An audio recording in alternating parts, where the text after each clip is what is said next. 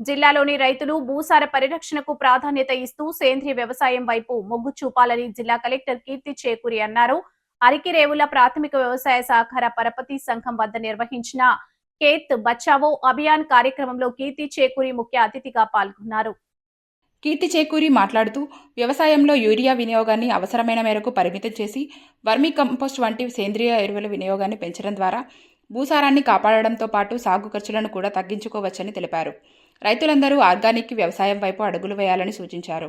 భూసార పరిరక్షణ, సేంద్రియ వ్యవసాయ ప్రోత్సాహం, రసాయనిక ఎరువుల సమతుల్య వినియోగంపై రైతులకు అవగాహన కల్పించేందుకు ప్రభుత్వం ప్రతిష్టాత్మకంగా ఖేత్ బచావో అభియాన్ కార్యక్రమాన్ని చేపట్టిందన్నారు.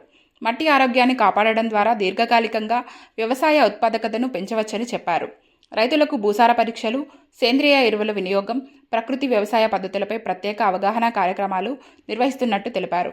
కొవ్వూరు రెవెన్యూ డివిజన్ అధికారి కె ఆనందరావు, జిల్లా వ్యవసాయ అధికారి వెంకటేశ్వరరావు, జిల్లా ప్రకృతి వ్యవసాయ డిపిఎం బి తాతారావు, స్థానిక ప్రజాప్రతినిధులు, రైతులు, గ్రామస్తులు పాల్గొన్నారు. ఈసారి ఏ రైతు ఈ పంట ప్రకారం లాస్ట్ టైం 2025లో వరి ఇప్పటి నుంచి కూడా మనకి ఏపీ ఎయిమ్స్ అనే ఒక యాప్ ప్రతి రైతుకి అందించి గత సంవత్సరం చేసిన ఈ పంట డీటెయిల్స్ మనకి యాప్లో ఉంది. ఈ పంటకి సంబంధించిన రైతు యొక్క ఆధార్కి సంబంధించిన ఆధార్కి లింక్ అయిన మొబైల్ నెంబర్ ద్వారా ఓటీపీ ద్వారా ఇప్పుడున్న ఖరీఫ్ నుంచి కూడా మనకి ఎరువు ఇవ్వడం జరుగుతుంది. ఇందులో భాగంగా ఫస్ట్ టైం మనం ఈ పద్ధతిని మనం పెట్టడం వల్ల ఈ యాప్లో డౌట్స్ కానీ లేదంటే కొన్ని ఫీల్డ్ సమస్యలు ఉండుంటే మాకు తెలియకుండా ఉండుంటాయి. సో దాంట్లో ఇబ్బందులు ఏమైనా ఉంటే మన గవర్నమెంట్ దృష్టికి తీసుకెళ్ళి మాట్లాడడానికి తెలుసుకోవడానికి వచ్చాము. సో ఇందులో కొంతమంది అంటే 2-3 పాయింట్స్ మీరు చెప్పినవి చాలా మంచి పాయింట్స్ చెప్పారు.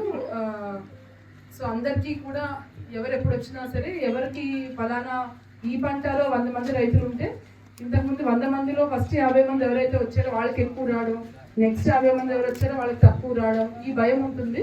ఈసారి ఎప్పుడు వెళ్ళినా సరే ఏ రైతుకి దానికి సంబంధించిన యూరియా కానీ కాంప్లెక్స్ కానీ ఇవన్నీ ఉంటాయి అనే ఒక హామీ అనేది దీని ద్వారా ఇవ్వబడుతుందని చెప్పారు. చాలా మంచి పాయింట్ చెప్పారు ప్రసాద్ గారు.